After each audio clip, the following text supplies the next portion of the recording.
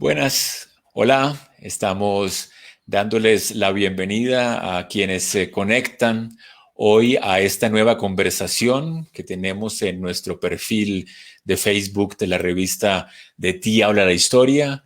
Para los que no nos conocen o nos conocen, les recordamos que somos un espacio que intenta pensar el presente con perspectiva histórica. Las noticias continuamente cada día nos invaden con todo tipo de novedades, pero muchas veces esas novedades se pueden encontrar antecedentes o ecos en el pasado o procesos que vienen de mucho tiempo atrás y que por eso llegan hasta nuestros días y que desde ahí nos paramos para entender mejor ese presente con la perspectiva histórica que corresponde.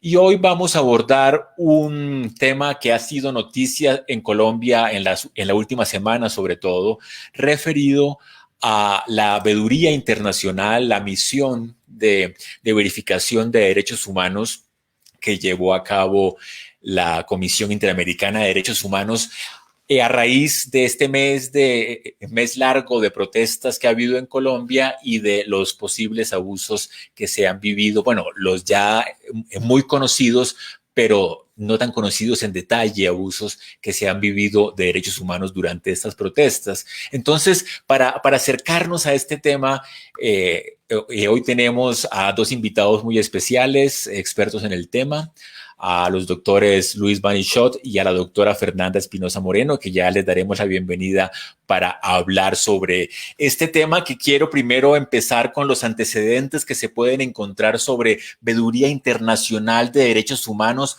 o por lo menos veeduría internacional en nuestro país. Ya me corregirán si es posible llevar inclusive hasta tiempos de la colonia, cuando había cierto esquema de protección de la corona, o por lo menos cierto deseo de que sus súbditos fueran tratados cristianamente, por lo menos. Y ahora que está de moda en Colombia el tema de Cristóbal Colón y la reina Isabel, recordar que desde esa época ya la reina Isabel enviaba órdenes para que sus nuevos súbditos en el Nuevo Mundo fueran tratados cristianamente, que obviamente luego las dinámicas propias de la conquista y de los conquistadores y encomenderos se pasaron por encima o se pasaron por la faja, como dicen en Colombia, muchas de estas indicaciones reales, también de las leyes nuevas que luego sacó adelante Carlos V, que promulgó Carlos V a mediados del siglo XVI. Entonces, es para empezar viendo que muchas veces, aunque dentro de un Estado haya legislación que proteja a sus súbditos o a sus ciudadanos, inclusive, esa muchas veces no es tomada en cuenta ni es realmente seguida por quien la debe cumplir. Por eso, ya en la era moderna, después de las independencias americanas en el siglo XIX, es que, en el siglo XX sobre todo, es que se instaura esa figura de la veeduría internacional o de la vigilancia internacional de derechos humanos desde la Segunda Guerra Mundial y desde los grandes hitos como la Declaración de los Derechos Humanos. Esta idea de que si los derechos humanos cobijan a todos los seres por igual, entonces es una obligación internacional de la comunidad internacional velar justamente por esos derechos. Así que realmente esta historia moderna de derechos humanos empieza, digámoslo así, desde 1948 con esta declaración de los derechos humanos. Por eso quiero empezar hablando con Luis, sobre todo sobre el tema de cómo se puede definir esta idea de verificación internacional, y si él piensa que realmente empieza es con los derechos humanos del 48, o desde antes ya otros poderes como la prensa de pronto o los poderes políticos estaban interesados en lo que pasaba en otros estados para estar pendiente de que realmente la dinámica del poder no se excediera en muchos casos. Le damos la bienvenida a Luis y con esta pregunta empezamos la conversación. Hola y muchas gracias es realmente un placer estar aquí con ustedes para poder conversar, ¿no? De los antecedentes de la veeduría internacional en Colombia y en América Latina también, porque hay muchos antecedentes, ¿no? en Colombia a lo que están viviendo ustedes ahora con la llegada de la Comisión Interamericana, pero también en otras partes de las Américas. Pero pensando en Colombia, creo que sí tiene toda la razón. La prensa y los gobiernos internacionales siempre han tenido un papel de veeduría internacional en cuanto a acontecimientos políticos, a la situación de orden público, pero insisto en eso, siempre en función, ¿no?, de los intereses económicos en el país. El caso que conozco mejor es el caso de la industria petrolera y el caso concreto de la ciudad de Barranca Bermeja. Entonces, en los años 20, cuando comienzan los obreros petroleros a organizar huelgas, no eran organizaciones de obreros, pero no sindicatos como tal al principio, porque no tenían el derecho no de negociar colectivamente con la empresa. Pero, y estamos hablando de la empresa Tropical Oil Company, que era como una compañía de la Standard Oil de New Jersey, una empresa gigantesca, ¿no?, a nivel mundial. En los años 20, grandes periódicos como el New York Times publicaron informes sobre la situación de los sindicatos, de las huelgas, siempre y obviamente interesados en cómo eso podía afectar, ¿no?, a la industria petrolera y los intereses económicos de la Tropical Oil y la Standard Oil. Luego también publican informes el mismo gobierno de Estados Unidos para una distribución interna acerca de las mismas cuestiones. Y eso continúa hasta los años 60, cuando en el 61, en el caso del petróleo, nacionalizan la refinería en Barranca. Pero no obstante eso, y con eso voy a completar un poco, en el 62 y 63 mandan desde una universidad de Estados Unidos, la Universidad de Wisconsin, una comisión de estudio para intentar entender o mejor entender los disturbios, como llamaron, o los conflictos laborales y sociales en este enclave industrial. Y esa gente viaja a Colombia para escribir un informe muy importante a nivel internacional sobre la situación de orden público en Barranca Bermeja. Aún no hablan de derechos humanos, aunque en muchos sentidos están hablando de derechos humanos. Entonces, es como un ejemplo, ¿no?, de cómo estados, por su parte, y la prensa internacional ha seguido el caso colombiano. Podemos hablar de otros casos. Es uno entre otros que podíamos mencionar, como la masacre de las bananeras, entre otras.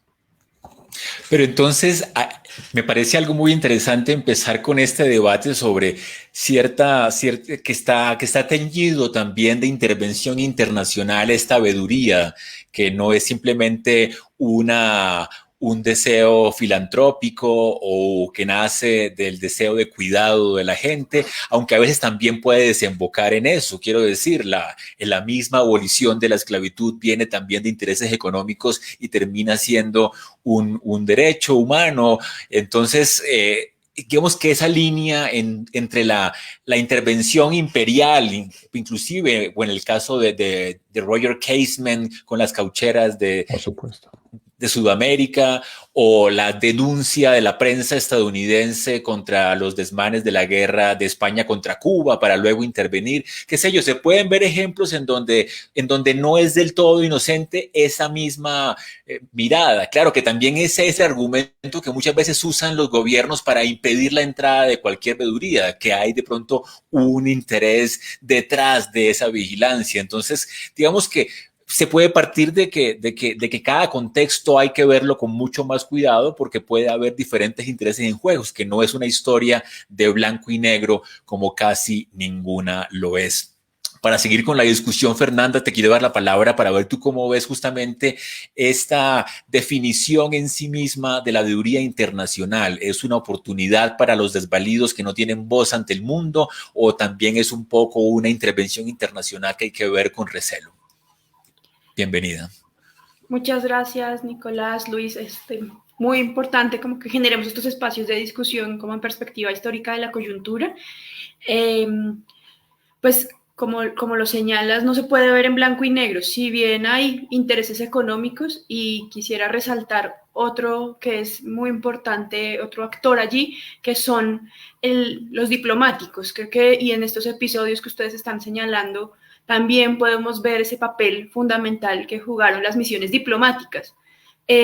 Tanto para ahora a los historiadores nos sirve también para esclarecer algunos de los hechos, identificar estos pues informes, esta postura que tenían las misiones diplomáticas, pero también hay que señalar que muchas veces esas misiones diplomáticas hacían cierto tipo pues de intervención o de recomendación a los gobiernos nacionales. Entonces allí también el papel que juegan los diplomáticos, los embajadores, en el caso pues de Estados Unidos es bien conocido, como hay siempre bastantes informes que se pueden ver y rastrear desde esas misiones diplomáticas de cada una de estas coyunturas, desde la masacre de las bananeras, en el caso también del 48, habría que pensar que seguramente también están en juego pues sus intereses nacionales y los intereses de estos países, los intereses económicos, pero también allí hay un factor como de diplomacia interesante.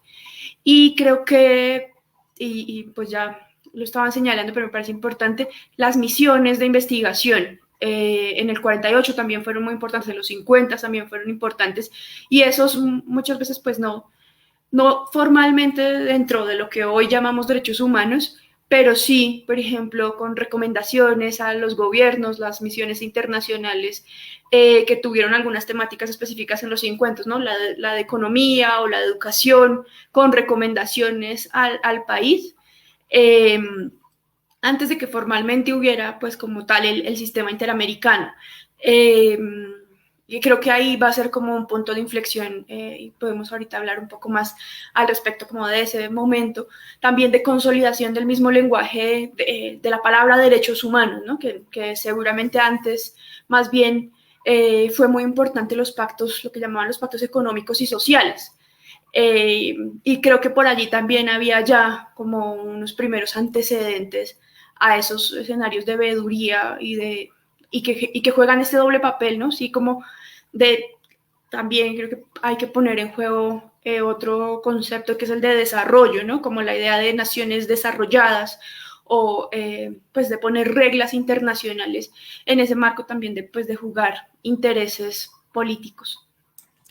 Bueno, sí, yo creo que les agradezco la intervención en la medida en que nos aclaran que después de venir de un pasado colonial, como le pasó a más de la mitad del mundo en el siglo XIX y XX, se empieza un proceso que está marcado por, digamos, esa forma de intervención o de presencia por otros medios. Y eso es un problema, un asunto que atraviesa toda nuestra historia postcolonial. Desde las ciencias humanas vienen de esos estudios que se hacen en nuestros territorios hasta las políticas de desarrollo y de progreso del siglo XIX, hasta las veedurías que estamos viendo que empiezan en el siglo XX y que, bueno, que después quiero hablar con Luis sobre este punto de inflexión que es, digamos, que el nacimiento de esta idea internacionalista, universalista de derechos humanos, de sociedad de naciones, de Naciones Unidas,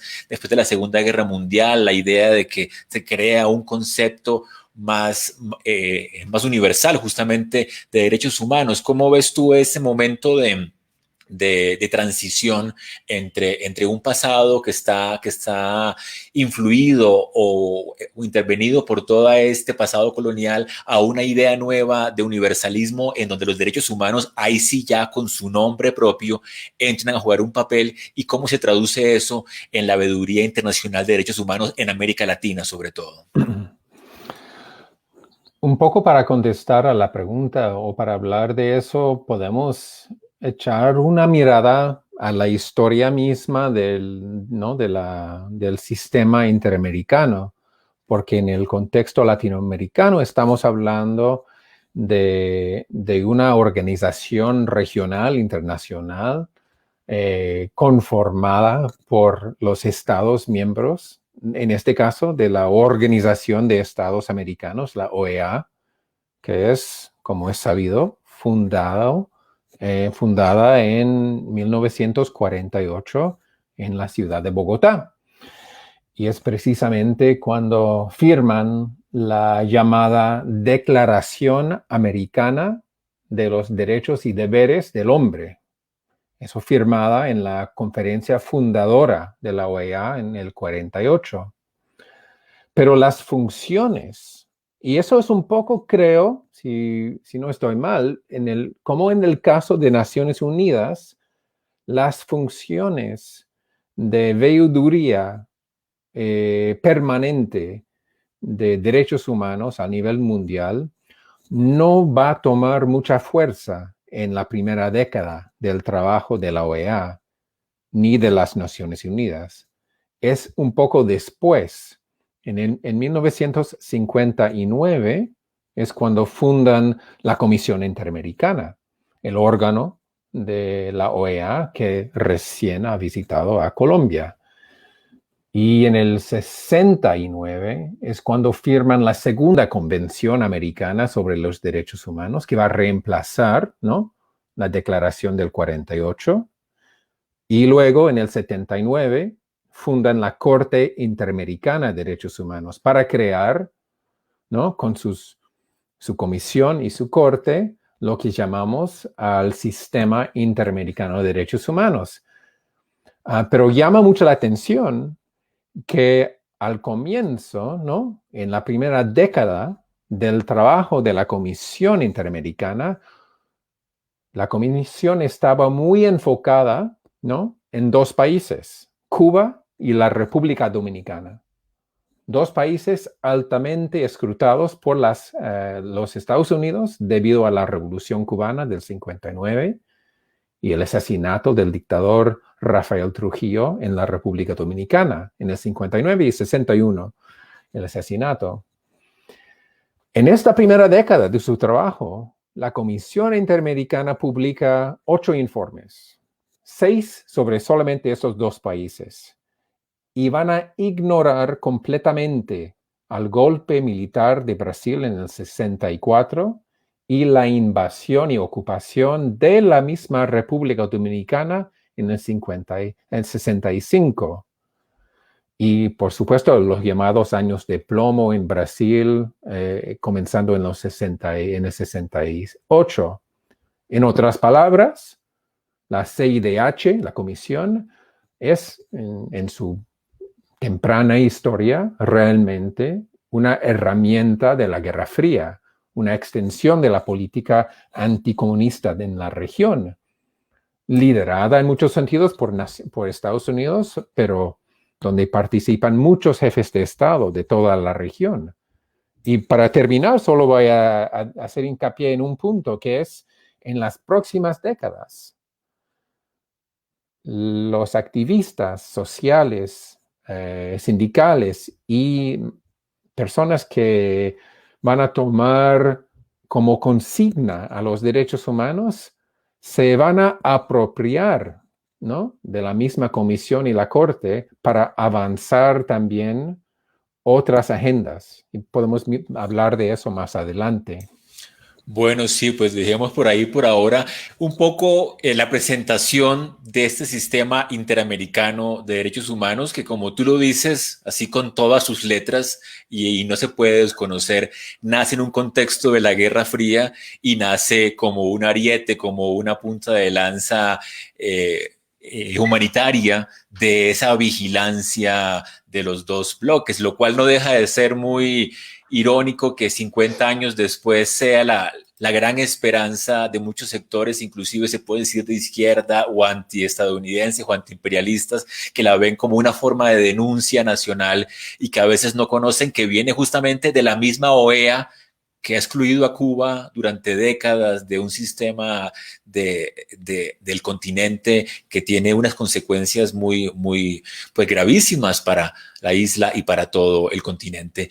Entonces, después de esta creación, bueno, y ya de pronto por eso, no sé si no todas las esperanzas pueden ponerse nada más en sistemas intergubernamentales como la OEA o la ONU, sino que se pasan a otros espacios en donde ya se puede hacer una veeduría más ciudadana, más de opinión, más de organizaciones, más de ONG, que no dependa nada más de los poderes políticos del momento.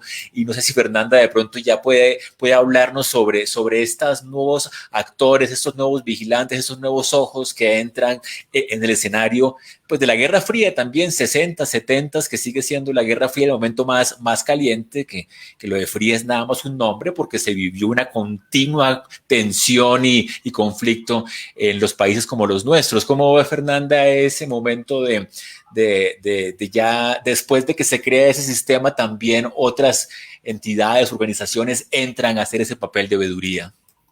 Sí, creo que están en juego también distintas versiones y conceptos de derechos humanos, ¿no? De la misma definición de derechos humanos, la podríamos rastrear de la Revolución Francesa, en la traducción misma de los derechos humanos de Antonio Nariño, y allí también ya había como discusiones con respecto a qué se entiende por derechos humanos.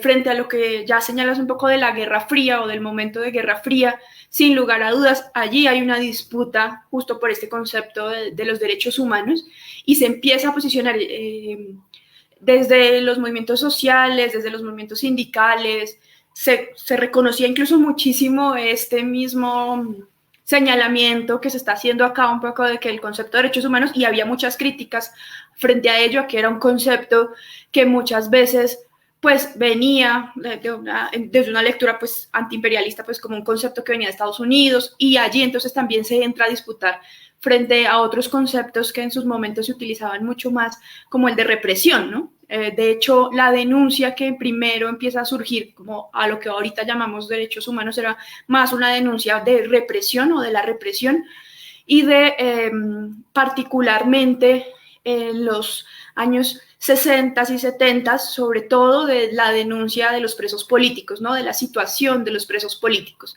Y es allí un poco, es en esa denuncia particular que aparece además un concepto muy propio de la época, que es este pues de la represión de los presos políticos, enmarcado además en una mirada menos humanitaria de lo que hoy hay, digamos, con respecto a los derechos humanos, y una mirada mucho más política, ¿no? Unos presos políticos que se resaltaba este carácter, pues, político, además de ser militantes de izquierda, en su gran mayoría. Entonces, también una denuncia por esa participación política que es fuertemente reprimida. Seguramente, además, pues, estaba allí también una mirada a esos que solían además denominarse como mártires, o que se utiliza mucho la figura un poco del mártir como de este líder de izquierda que termina siendo reprimido, que termina siendo asesinado, y también unas primeras denuncias sobre los consejos verbales de guerra. Es allí donde empieza sobre todo a posicionarse la figura pues del defensor de presos políticos, como un abogado que además en general eran abogados militantes, y que es una versión bien distinta a la idea de derechos humanos más actual, porque se resalta mucho ese carácter militante. Actualmente más tenemos la idea de víctima como una víctima política, inocente, un poco mucho menos politizada.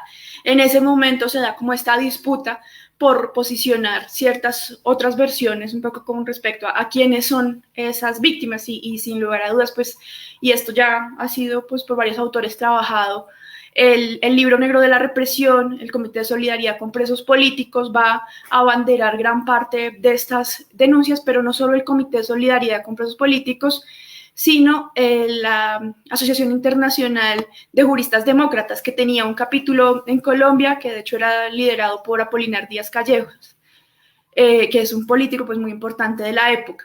Y de hecho es esta institución la que saca un primer informe, o lo que podríamos decir como un primer informe, con respecto pues, a esta situación, y se llama justamente La represión en Colombia en mayo de 1980. Es un primer como informe internacional que va a abrir camino hacia lo que vendría después. Y hace pues este énfasis justamente en presos políticos, pero además esta era una organización que de hecho era investigada por la CIA, que tenía como esta característica de que solía asociarse en plena Guerra Fría, pues justamente que tenía financiación comunista, o que había ahí un interés comunista. Es después de esto que viene como un segundo momento que es muy importante, que son justamente el informe de Amnistía Internacional también del año 80, que va a ser duramente, va a haber una respuesta muy dura de parte del gobierno, ¿no? Se va a decir justo que esta organización es una organización comunista, bueno, se van a emplear incluso adjetivos pues muy propios de la Guerra Fría, pero que también hoy a veces se escuchar con respecto a estas misiones internacionales. Pero hay que destacar muchísimo el papel de Amnistía Internacional en el año 80.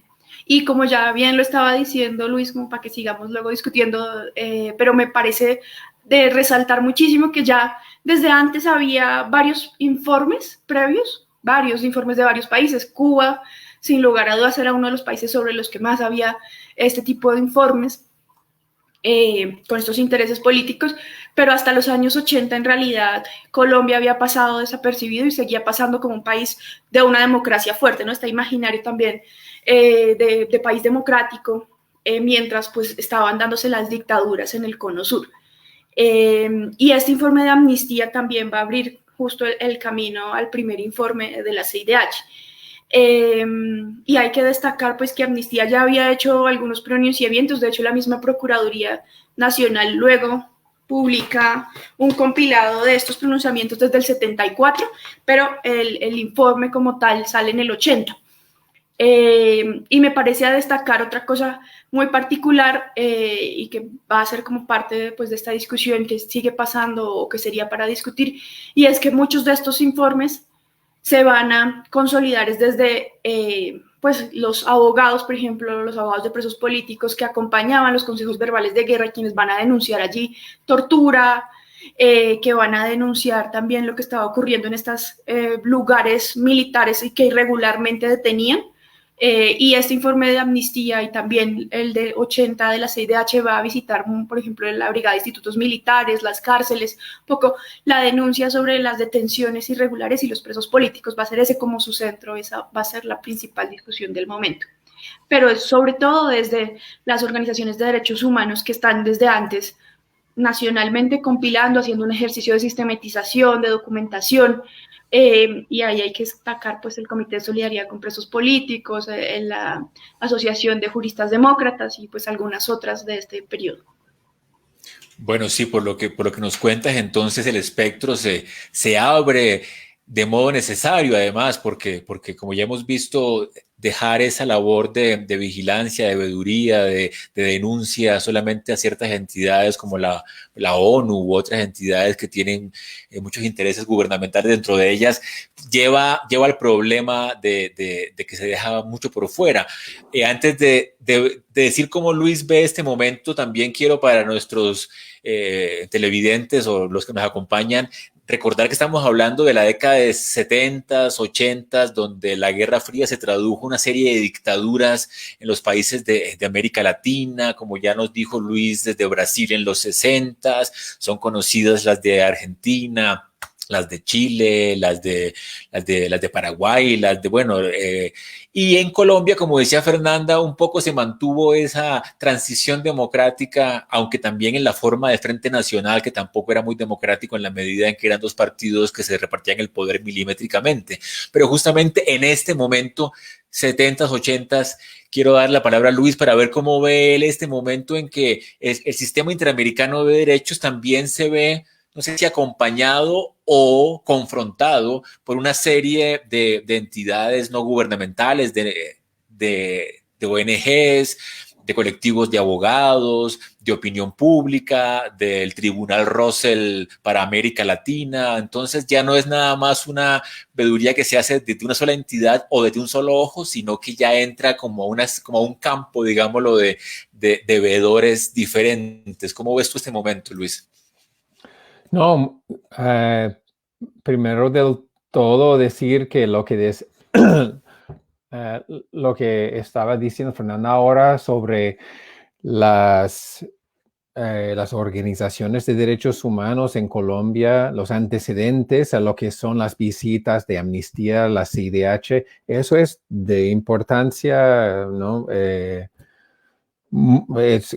muy grande porque estamos hablando de organizaciones que pidieron una veeduría, un acompañamiento, una solidaridad también. Si la CIDH viene, es porque antes llegó Amnistía. Si llegó Amnistía es porque había como una petición por parte de organizaciones colombianas de acompañar a su lucha por los derechos humanos. Y por supuesto, tiene razón también Fernanda, que es una cuestión de la misma definición de derechos humanos. Si estamos hablando de una visión o una definición de derechos humanos integral, con derechos colectivos, sociales, económicos, culturales, o solamente una conversación alrededor de derechos civiles y políticos.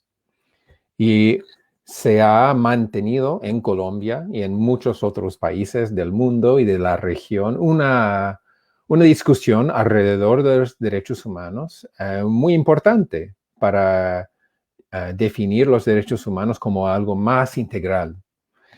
Y eso se ve desde un comienzo, ¿no? Pero antes de mencionar el caso colombiano, quisiera retomar algo que decía yo antes, que en los años 70 muchas organizaciones de la sociedad civil en las regiones van a apropiarse un poco, ¿no? De las herramientas y los órganos del sistema interamericano.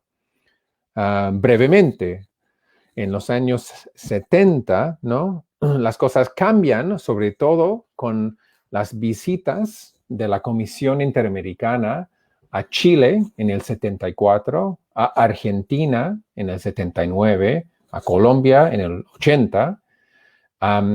Los dos países, Chile y Argentina, las visitas realizadas en plena dictadura militar. Y en estos casos, los delegados de la CIDH realizan entrevistas con víctimas, con defensores de derechos humanos, con la iglesia, con los familiares de presos políticos, con sindicatos y otros sectores democráticos, también de la izquierda democrática, para hablar de la situación en el país. Cabe mencionar que en el caso chileno fue muchísimo más difícil.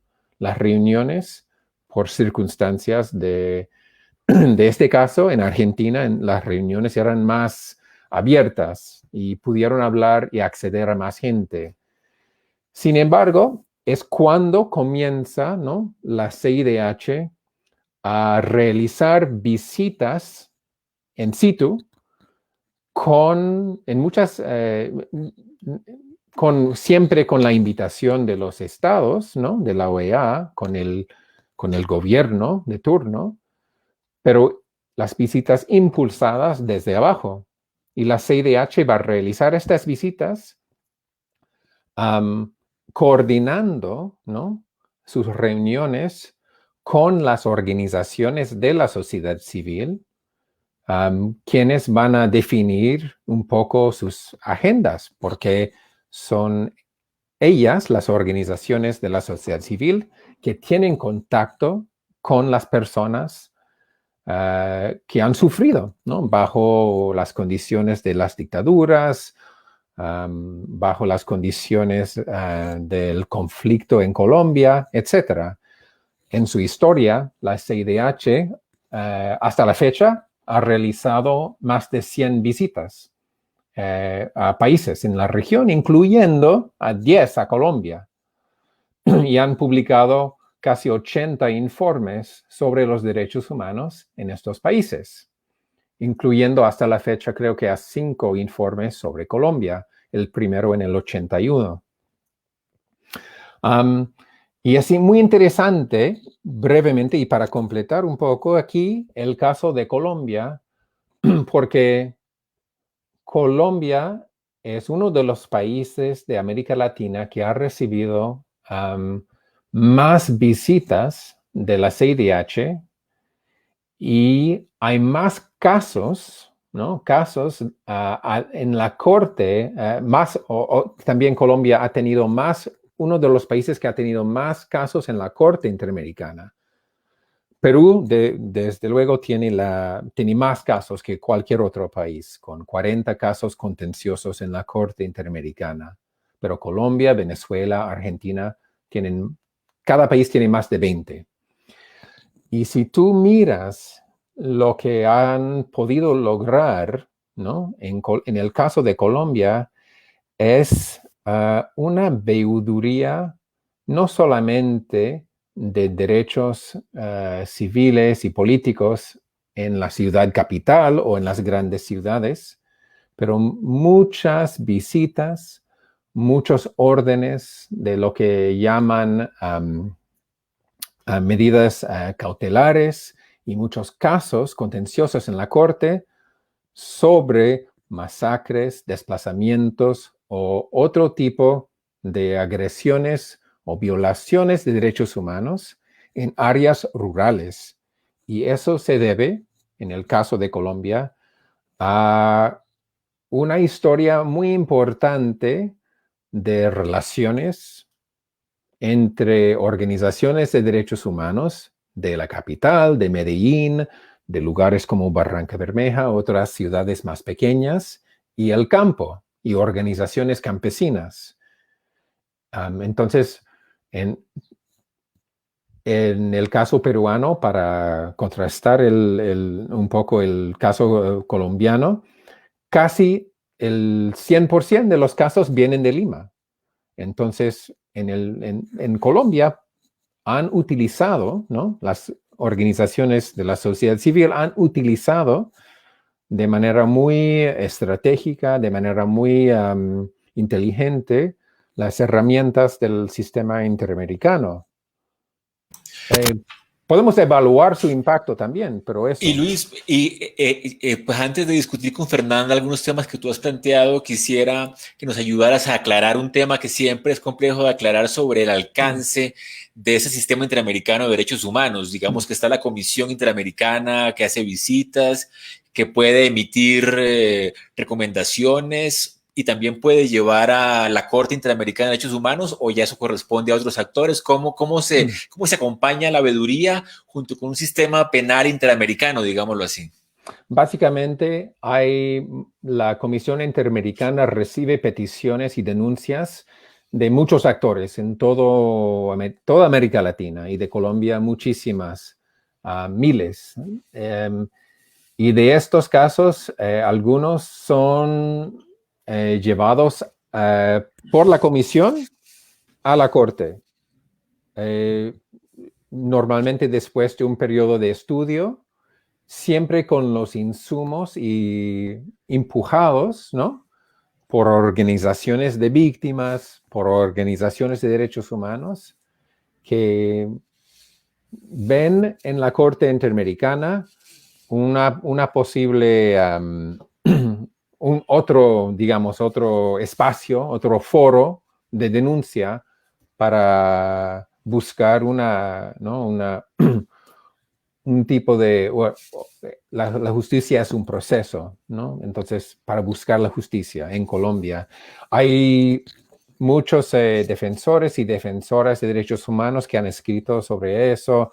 A Luz Marina Monzón es una de las académicas colombianas que ha escrito sobre el impacto de la comisión y la corte, pero sí, brevemente. Muy bien. Bueno, entonces, digamos que por lo que tú nos has dicho, yo alcanzo a entender que además de estos mecanismos que el sistema interamericano de derechos humanos nos ofrece como recomendaciones o con procesos en la misma corte, tiene una función muy importante que es estimular, galvanizar la sociedad civil y una serie de organizaciones también que jalonan desde abajo este proceso de veeduría y de vigilancia y de denuncia y inclusive de justicia, como tú mencionabas. Entonces, Fernanda, que yo sé que ya como que conoce bien el caso colombiano en específico, ¿qué más nos puede contar sobre cómo este momento 70s, 80s, como ya nos contaba Luis, además de ese sistema interamericano de derechos humanos, en Colombia empiezan a crecer y a fortalecerse entidades, digámoslo, de la sociedad civil, que puede pasar desde sindicatos hasta la iglesia, hasta colectivos de abogados? Y como tú conoces mucho esa historia, quisiera que nos contaras más en detalle sobre ella, por favor. Sí, pues justamente esta historia, y ya lo dice Luis, es una historia, suele reconocerse como una historia de redes transnacionales, ¿no? Como de toda esta creación de redes. Hay algunos autores, pienso en Catherine Seeking, que piensan como en el efecto boomerang de, al estar tan cerrado el sistema político, una intención desde las organizaciones nacionales de presionar al exterior, hacia estas organizaciones internacionales, hacia que luego llegue y ese boomerang pues retorne hacia una presión a su gobierno, ¿no? Cuando ven un poco cerrado, la sociedad civil ve cerrado el camino directo de diálogo o de presión con su gobierno nacional. Entonces ahí hay como un efecto boomerang de redes transnacionales que es bien interesante, sobre todo en los años 80 se consolida mucho esta dinámica, pero hay que señalar que a veces se ve muchísimo más como ese efecto, sobre todo, por ejemplo, en el caso ahí fundamental pues, han sido los estudios sobre Amnistía Internacional, pero hay toda una serie de organizaciones nacionales con un peso nacional muy fuerte. Luis pues es experto justamente en el caso de Barranca Bermeja, pero está Medellín, el caso del suroccidente en Cali. Fue también muy importante, por ejemplo, el Comité de Solidaridad con Presos Políticos va a tener seccionales, la consolidación de ASFADES, la Federación hacia la Federación Latinoamericana y las organizaciones nacionales de denuncia de la desaparición forzada. También van a ser muy importantes las seccionales regionales y su relación con la Federación Latinoamericana en la búsqueda de un convenio internacional, de una convención internacional contra la desaparición forzada, por ejemplo. Entonces allí hay una serie de actores, yo creo que de una gran diversidad. Hay que resaltar, sí, también muchísimo pues, a estos militantes políticos, al Comité de Solidaridad, a los abogados de presos políticos, en este contexto específico también donde pues, la represión era ciertamente pues, contra unos actores políticos fuertes. Ahí también jugó en su momento, de hecho, los primeros informes, las primeras menciones de Amnistía Internacional, sobre todo resaltan el papel de la ANUC, como una de las organizaciones de la Asociación Nacional de Usuarios Campesinos que va a denunciar y que va a tener una fuerte represión, presos políticos, detenidos, torturados. En los 70 también hay un caso que luego se vuelve bastante famoso, que es el de unos indígenas torturados y que van a llevarlos, sobre todo por la iglesia, van a ser llevados hacia buscar presión internacional a través de la iglesia. Entonces allí hay como una gran diversidad de actores en este marco pues de la represión política, y hay que destacar creo que uno de los grandes momentos donde esta diversidad de actores se empieza a aglutinar y empieza también a buscar esta presión que va a dar pues al primer informe de Amnistía Internacional y luego al primer informe de la CIDH, es en 1978, el primer Foro Nacional de Derechos Humanos.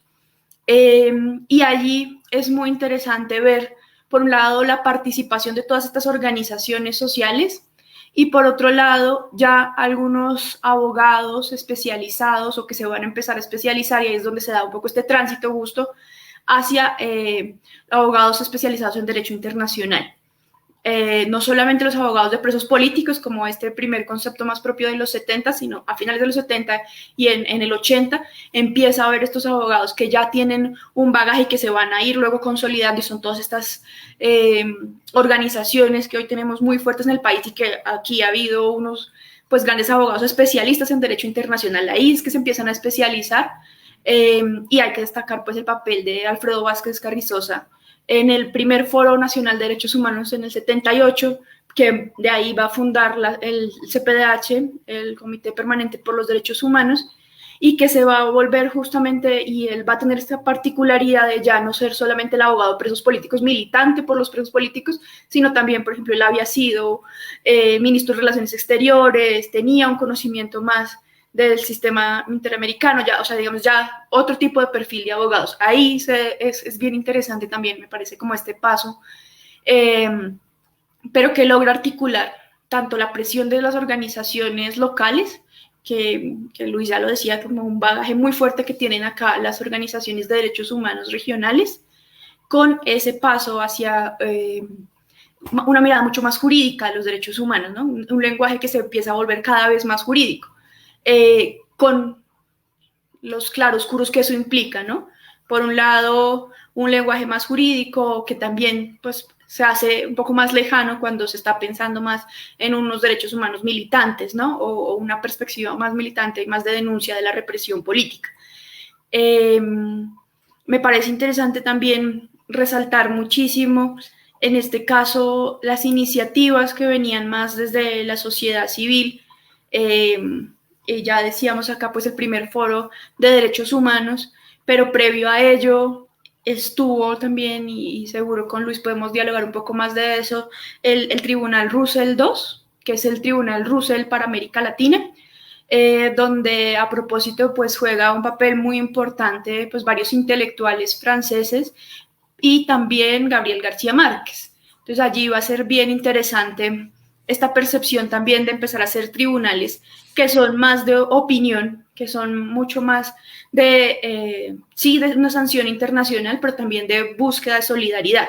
Y allí en el lenguaje de los derechos humanos, sobre todo en estos años, también está como mucho en juego esa idea más de solidaridad que del debate político o del debate jurídico, sino más una necesidad pues de solidaridad, una búsqueda también desde estos derechos humanos más militantes como de solidaridad internacionalista. Bueno, ahí hay varias perspectivas que empiezan a estar en juego, y creo que finalmente la CIDH aquí pues señalaba un poco, pero me parece importante rescatarlo, ha jugado un papel muy importante en las medidas cautelares, sobre todo para la protección de esos defensores de derechos humanos en las regiones, que ese es otro como de los formatos que tiene la CIDH, que son estas medidas cautelares sobre todo para proteger la vida, y que ha tenido sobre todo en las regiones y en estos defensores de derechos humanos que se juegan la vida en esa sistematización y documentación, y que ahorita un poco a propósito de las cifras del paro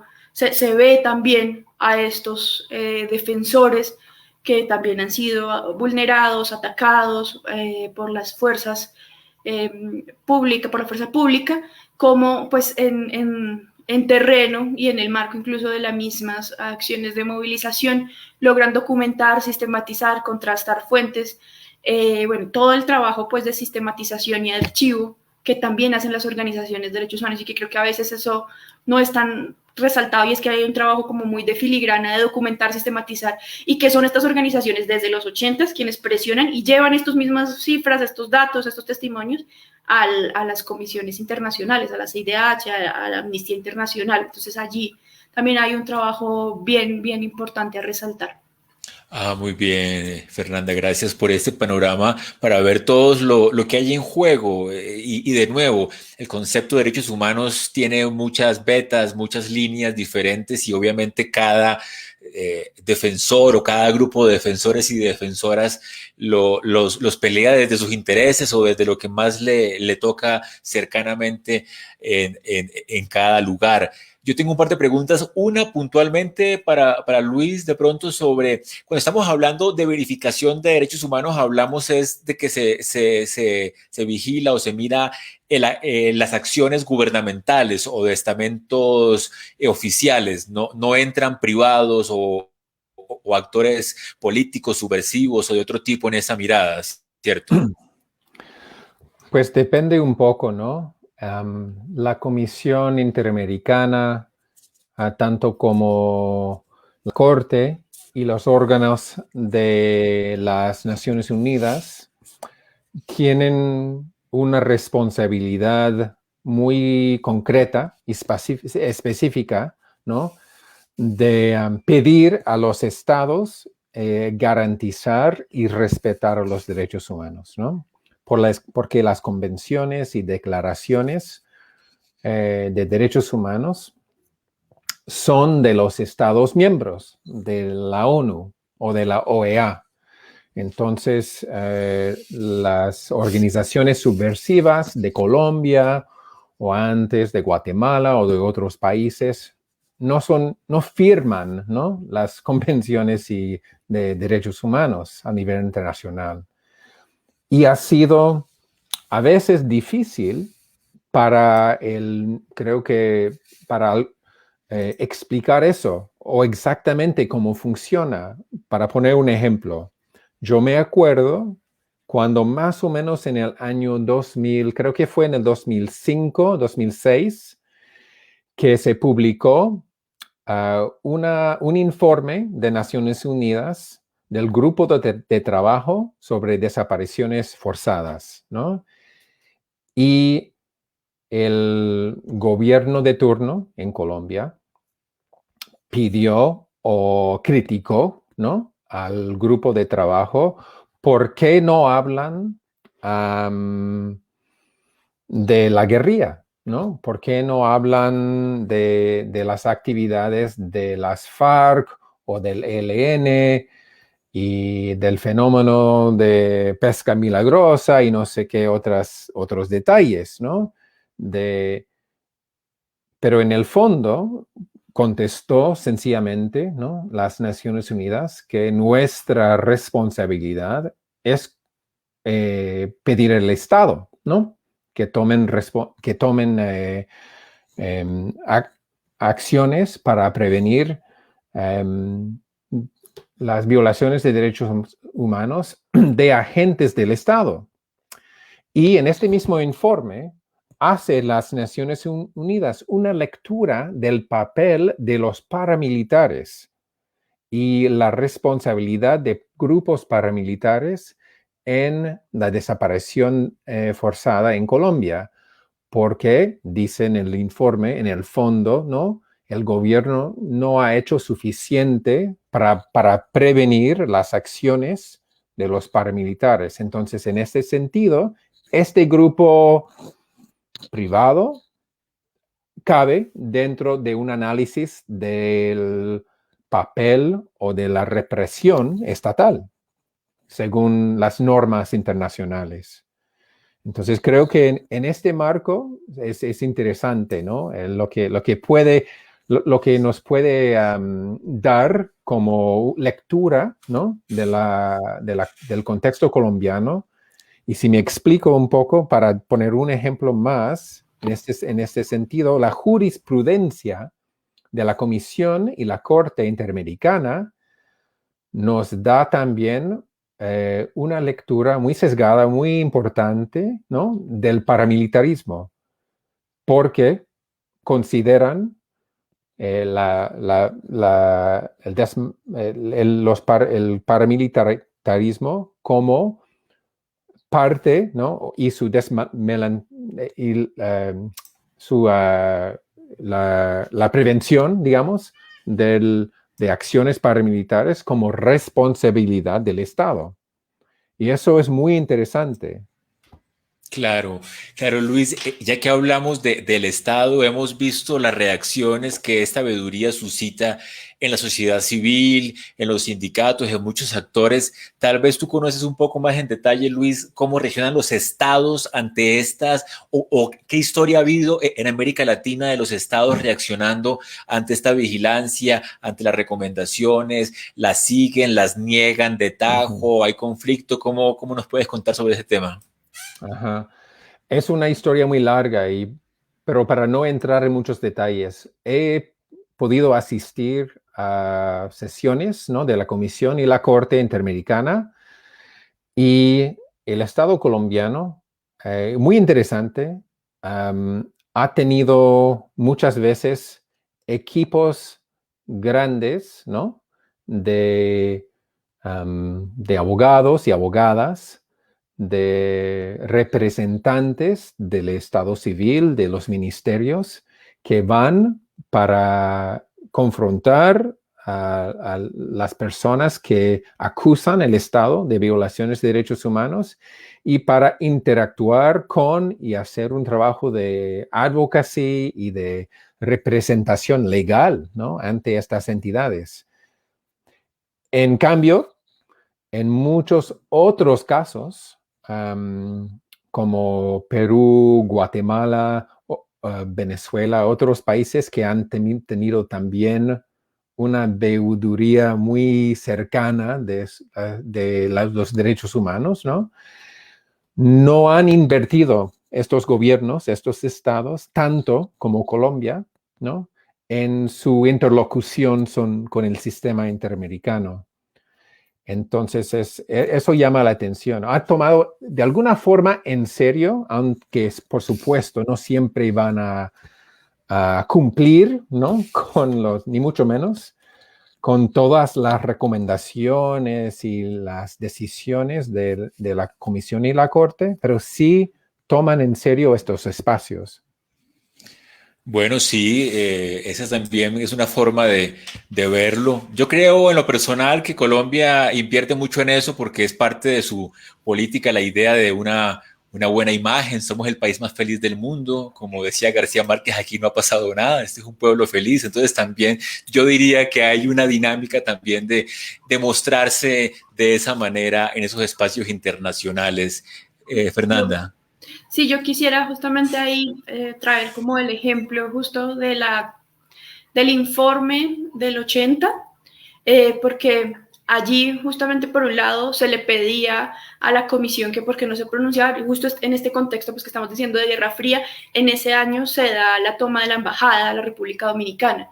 Y una de las cosas que se le empieza a exigir y que el gobierno un poco esperaba del informe de la comisión es que pues como que se pronunciara con respecto a lo que había sucedido y pues a los hechos que había causado el M-19 en ese momento.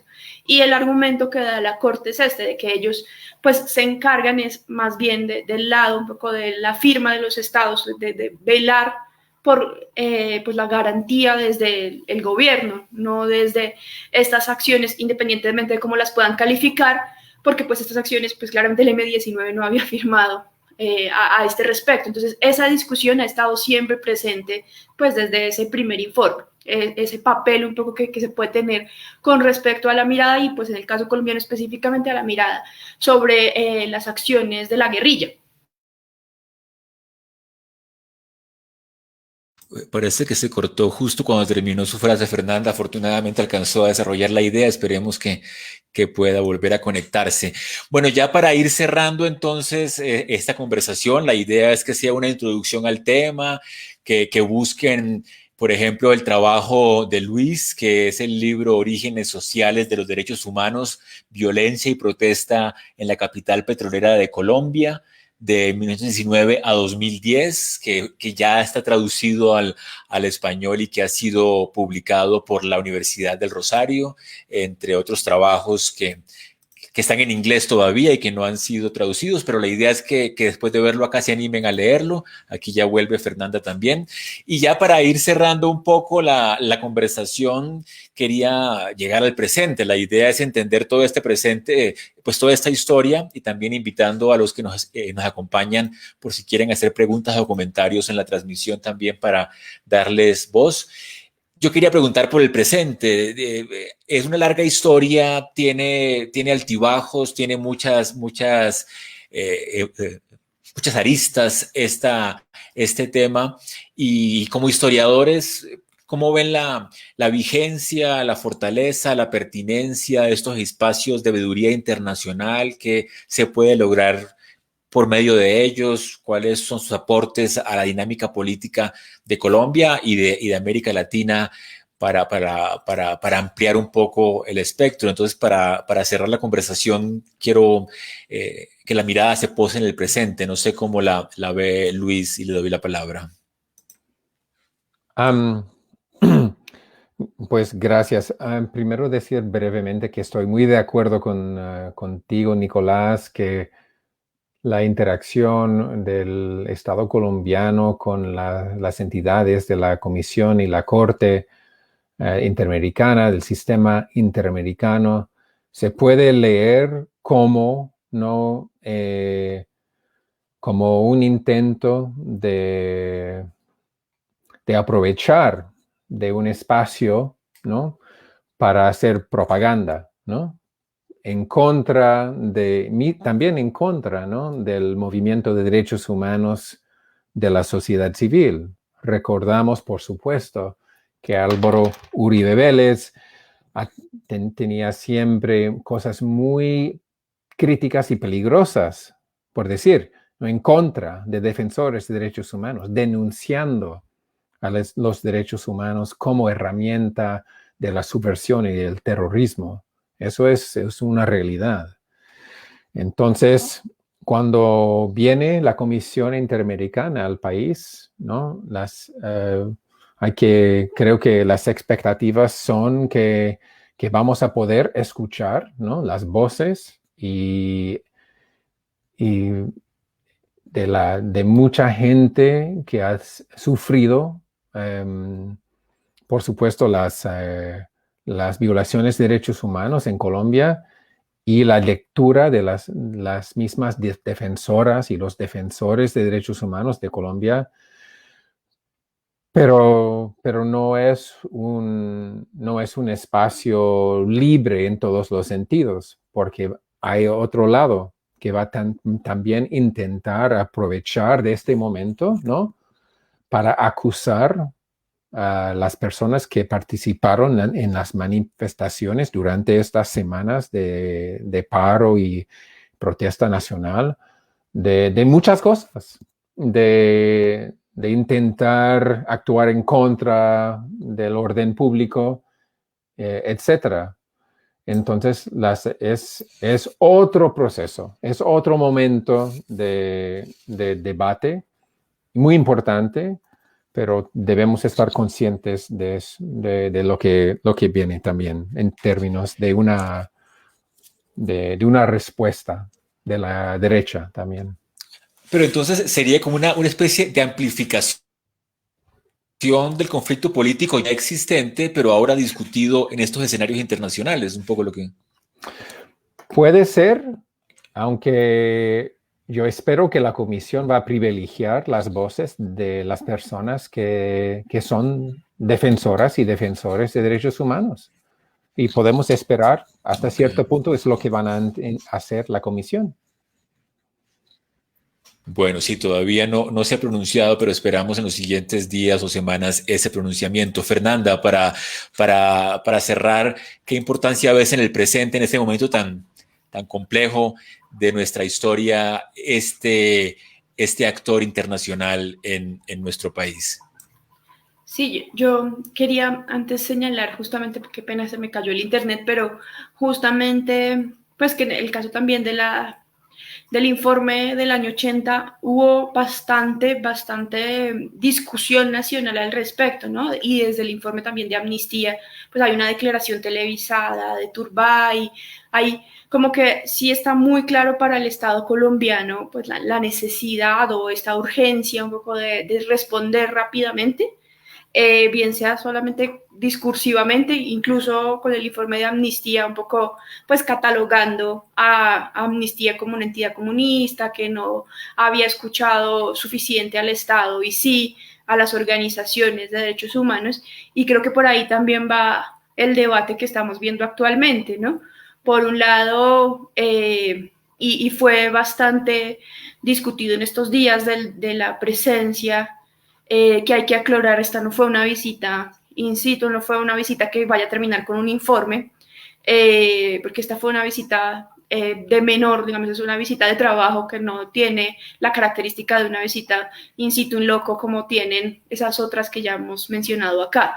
En esas otras sí hay un informe y viene el pleno de los comisionados, en este caso solo vinieron 3 comisionados, pero iba al punto de a quién se escucha y a quién no, ¿no? Un poco esta necesidad o esta importancia de que se escuche la voz directa, pues, de los defensores y particularmente directamente de las víctimas, ¿no? Y allí empieza a surgir claramente y de manera muy problemática, me parece a mí, una idea como de unas víctimas sí y otras no, ¿no? Entonces el Estado, la invitación en un primer momento, dice específicamente las víctimas de los bloqueos, por ejemplo, y no menciona las víctimas de la fuerza pública, ¿no? Entonces allí empieza a aparecer, y seguramente con las recomendaciones y esta comunicado, porque no va a ser informe que se emita, va a haber también esta disputa, porque víctimas se ven más, ¿no? Y ya también empiezan a aparecer como menciones públicas al respecto, ¿no? De por qué no se escuchó más a estas víctimas y no a otras, ¿no? Y eso me parece súper problemático porque habla pues, de una cosa que ya hemos visto acá en Colombia, y que es como la jerarquía del duelo social y la jerarquía de las víctimas, donde unas víctimas tienen más importancia que otras, y hay un juego político con ello que es pues muy grave, me parece.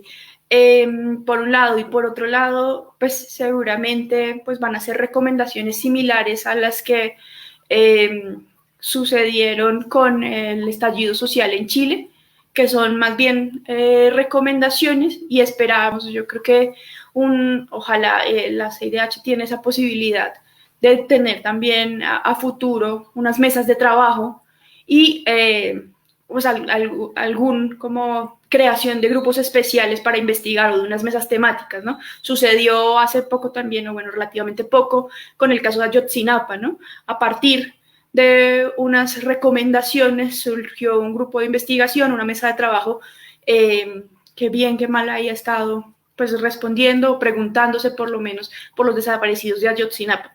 Entonces, se esperaría, o yo creo que tal vez teniendo demasiado altas las expectativas, pero sí, pues una continuidad temática con respecto específicamente al abuso y la brutalidad policial. Creo que hay un tema clave pues que ha sido uno de los centros de este paro, y que sería bien importante por los niveles de abuso que se han alcanzado, y que pues las organizaciones de derechos humanos de las que tanto pues aquí hemos hablado, el mismo Comité de Solidaridad con Presos Políticos que desde los años 70 está haciendo esto, pero organizaciones nuevas como Temblores, el mismo Indepaz, que también tiene una tradición importante en estos temas, están documentando brutalidad policial. Entonces sería interesante, ojalá, una recomendación o un proceso de trabajo sobre investigación de brutalidad policial, que es un tema clave ahorita. Muy bien, Fernanda, gracias por la aclaración. Se entregan recomendaciones más que un informe sobre el asunto. Esta visita no tiene ese carácter, digamos, por ahora. Perfecto. Podría una de las recomendaciones ser tener una visita in situ, pero por ahora no es una visita, es solo una visita de trabajo. Bueno, igual como hemos visto un poco en esta conversación, también muchas veces lo que suscitan estas recomendaciones puede ir mucho más allá de la visita, digámoslo, en la dinámica de que el debate que eso despierta en la opinión pública o en el mismo gobierno, esperemos, puede llevar a procesos largos, o como tú acabas de contarnos, estas mesas de trabajo que continúan después de de la visita. Entonces, de pronto entender que puede iniciar procesos más que ser un cierre o una conclusión de este proceso. Una pregunta que quiero leerles y si quieren responder muy, muy brevemente, que nos hacen en línea sobre un tema que puede ser también de debate: hasta qué punto la verificación internacional ha suplantado la voz de quienes luchan en los momentos históricos. Oscar Vargas habla de reinterpretaciones liberales de las solicitudes de los movimientos sociales. ¿Ha pasado de pronto eso, que la misma visita sea más audible que las voces de los lugares? Luis, tú que nos dices que sí, te doy la palabra. No, ese es un problema muy serio, algo por discutir y hablar, porque, digamos, los pronunciamientos, ¿no?, de la comisión no son también más audible, pero también legible para mucha gente que desconocen, ¿no?, la complejidad y la historia colombiana. Digamos que eso es una realidad, y cada vez que víctimas de violaciones de derechos humanos comparten sus historias con defensores de derechos humanos en su localidad y luego con abogados en la capital y luego con abogados en Ginebra y Nueva York, la historia cambia.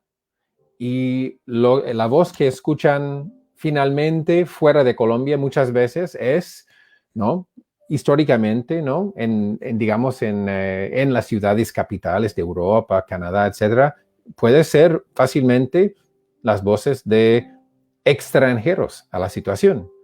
No obstante, ahora tenemos muchas redes muy fuertes en Colombia y que han tenido mucho éxito en denunciar y articular su lectura, ¿no?, de lo que está pasando. Sí, yo Fernanda. ahí quisiera también decir, como que esto tiene también muchos matices. Por un lado, estoy de acuerdo con que sí, pues termina siendo escuchada otras voces que no son realmente las de las víctimas directas, que es como al llamado que siempre se hace un poco en estos casos de escuchar directamente a las víctimas, y del poder. Recientemente en un artículo, la presidenta de la Corte, de la Comisión, decía justamente como el poder que tiene el testimonio directo, ¿no? Y eso ya ha sido estudiado como en distintos casos con el tema de las víctimas, que sí es distinto escuchar pues el testimonio directo a escuchar pues interpretaciones, e incluso el poder reparador y de voz que tiene darle y escuchar directamente el testimonio. Pero creo que ahí también pues se busca también esta presencia internacional y está buscando que también desde allí se presione al gobierno y que desafortunadamente son las organizaciones internacionales las que escucha al gobierno cuando no escucha directamente a las organizaciones locales, y ese es el efecto que se está buscando. También allí lo podemos ver de la otra manera, y es cómo las mismas organizaciones sociales locales juegan a eso, a buscar esa presión internacional, y creo que allí también no se les puede quitar agencia. Creo que ahí también está en discusión la misma noción de derechos humanos hacia una noción mucho más apolítica y mucho más humanitaria, y una discusión de los derechos sociales, políticos, laborales, que en su momento también pues, han sido leídos dentro del sistema de derechos humanos, y una versión más política. Creo que también está en discusión esa mirada pues, más política de los derechos humanos, o más incluso de denuncia de la represión. Y creo que una cosa que sí es muy compleja y que habría que también revisar es cómo desafortunadamente ha sucedido en muchas movilizaciones sociales, y el Banco de Datos, por ejemplo, del CINEP lo muestra muy bien, cómo se ha pasado de reivindicaciones más políticas, más económicas, más sociales, a unas grandes movilizaciones por el derecho a la vida, o cómo termina escuchándose más la garantía de derechos humanos o la búsqueda de garantía de derechos humanos que el inicio de la movilización social que podía tener pues una búsqueda de derechos políticos o económicos. Entonces allí también pues estos niveles de represión tan altos que son históricos en Colombia han hecho que muchas veces de de una reivindicación política pasemos a una reivindicación del derecho a la vida o de otro tipo, pues de más bien búsqueda de garantías de derechos humanos, que eso es un tema que ahorita está pues muy sobre la mesa en el caso colombiano. Este paro, gran parte de las personas hoy que siguen movilizadas, una de las cosas que ya no es la reforma tributaria, ya no es seguramente la reforma a la salud, sino que termina siendo la garantía a la vida, el derecho a la vida, el derecho a la protesta y garantías a esa protesta. Entonces termina siendo esa una de las grandes exigencias y se pierden esas otras exigencias políticas, sociales, económicas que estaban allí. Claro, ese es un punto muy importante, y es que se está volviendo al grado cero de la protesta. Es lo mínimo que se pueda manifestar sin que la vida se pierda en el intento. Y quiero resaltar también un punto que plantea Fernanda, y es la reivindicación moral, psicológica, la idea de que alguien escucha, que las luchas no fueron en vano, que las muertes no fueron en vano, que puede ser una de las consecuencias más dolorosas de muchas luchas políticas, la idea de que se gritó en el desierto y nadie escuchó. Así que también eso, para cerrar, también es importante recordar que esa es una de las funciones de estas visitas internacionales y de esos oídos internacionales. Bueno, les agradezco mucho de verdad que estuvieran acá, a Fernanda Espinosa, a Luis Banichot, doctores en historia, y además también muy atentos a la realidad colombiana del presente, que nos hayan acompañado, y a todos ustedes que nos ven en este canal, que sigamos pensando el presente históricamente y que nos sigan acompañando en futuras conversaciones que tendremos en nuestra página de Facebook y en todos los canales que lo permitan. Me despido de ustedes de nuevo, les doy la gracia y hasta la próxima. Gracias.